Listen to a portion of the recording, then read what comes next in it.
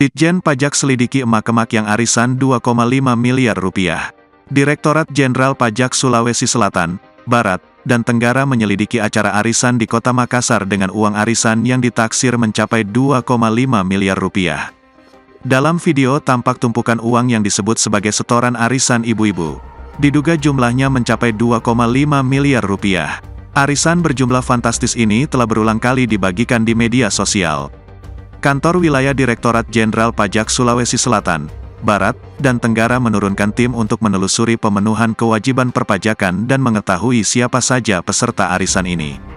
Dari sumbernya aja, kok mereka punya banyak uang ya dari sisi perpajakannya, kata Alimuddin saat ditemui rekan media belum lama ini. Kendati demikian, dia menegaskan tidak mempermasalahkan arisan tersebut.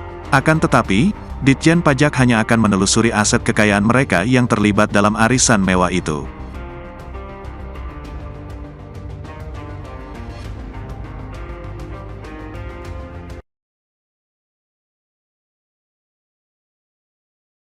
Terima kasih sudah nonton.